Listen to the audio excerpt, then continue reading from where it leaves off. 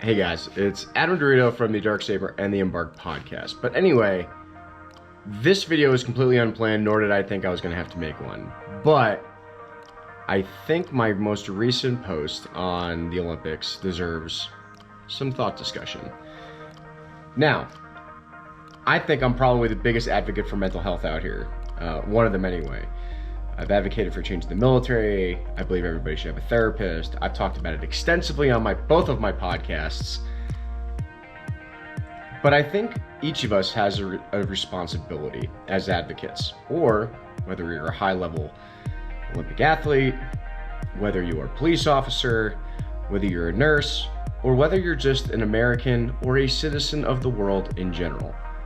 I think we've lost the sense of personal responsibility and what that means when we take on roles, whether it's playing sports or our professions or anything else.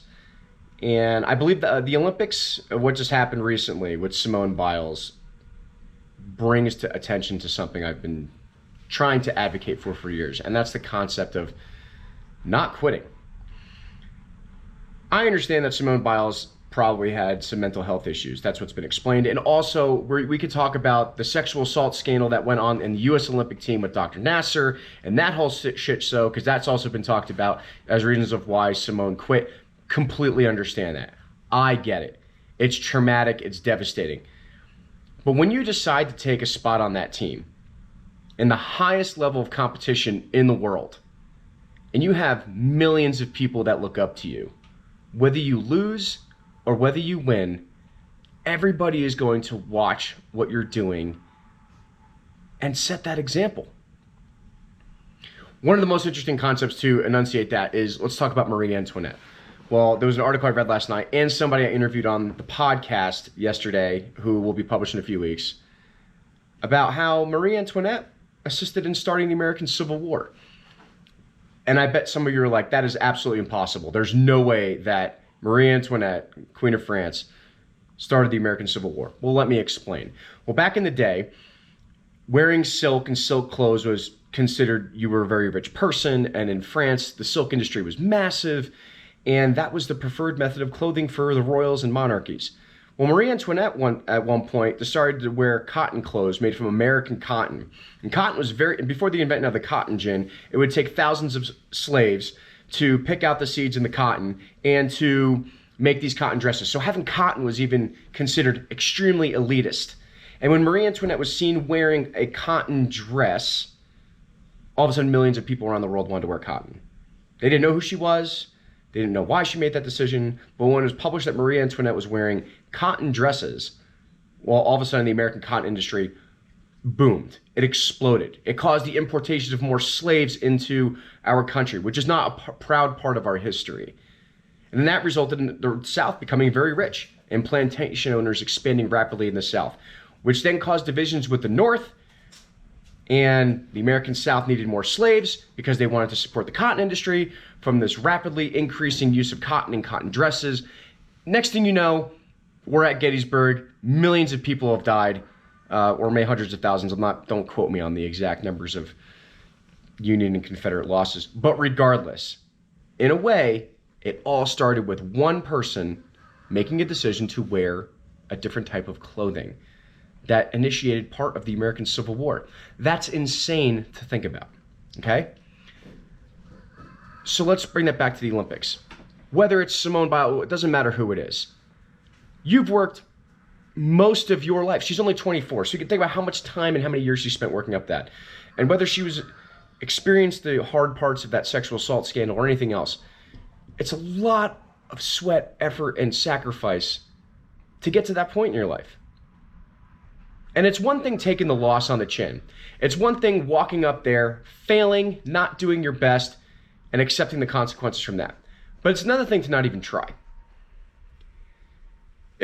And this is just me, if I was a high-level athlete in the Olympics and I made it that far and I made it that far up the ladder, I'd break both of my legs and bleed out on the floor from rupturing a femoral artery in my femur before just quitting and having all the people that looked up to me for over a decade look at me and understand. Now I understand there's mental health aspects and great, and some people can share that. That's awesome, good for you.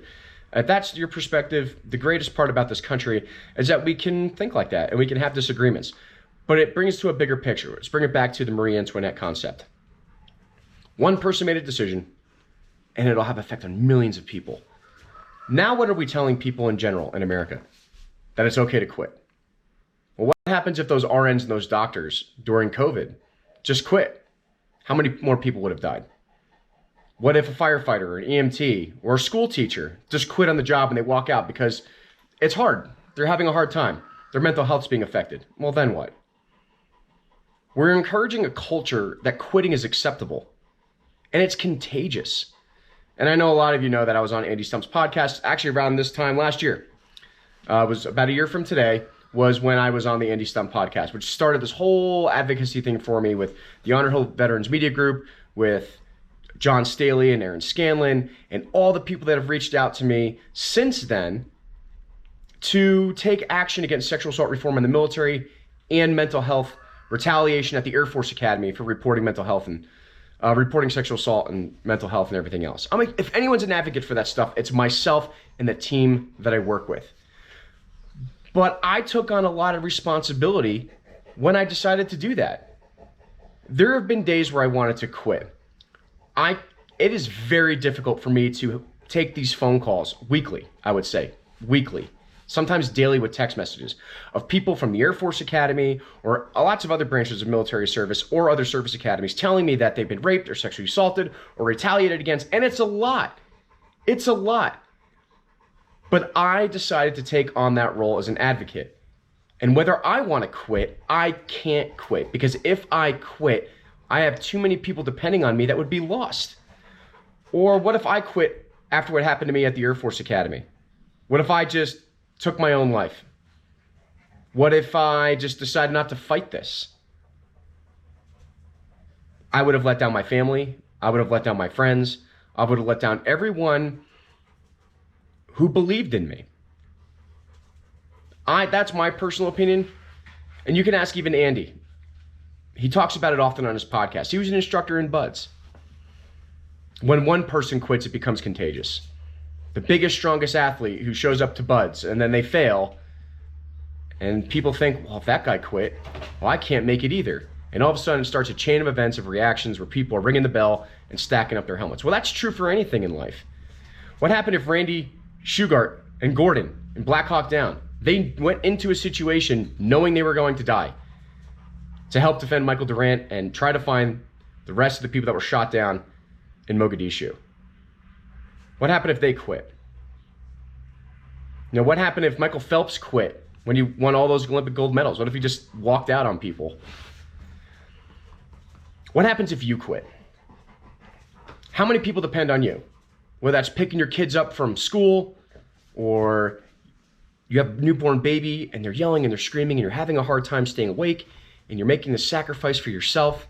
What happens if you quit? How many people depend on you just in your locality, just in your little family, in your organization, within your team? What happens if you quit? How many people look up to you? Even at the lowest level, if you're single, don't have a family. If you quit, if you have a dog or a cat, they still depend on you to feed them and take care of them. We all have different levels of responsibility. And what I don't like about what this is happening in our culture right now in America is that quitting is becoming acceptable. We need to be okay with failure in any aspect. Whether that's in our daily lives, whether it's failure to get up at the right time to get a good workout in before work, or whatever you're doing is, stop quitting on yourself. Quitting should not be an acceptable mentality. Mediocrity. As Gunnery Sergeant Alessio used to tell me at Marine Officer Candidate School, I will not accept your mediocrity. And you should be telling that to yourself every time you face something challenging. Whether it's getting the kids to school on time, whether it's feeding your dog at 5 o'clock in the morning, whether it's shoveling your driveway full of snow, or whether it's competing in the Olympics. Quitting should never be deemed as an acceptable mentality and a thought process. And if you need to take a mental health day, you schedule that time and you take a break. I get it. Sometimes you guys don't hear from me for days on social media, or I don't post shit, or I post stuff about my chickens or a garden because I'm taking a break from my sexual assault advocacy, but I do it in my own time and I don't make it public. We all need a break from this stuff. You need to do the same thing.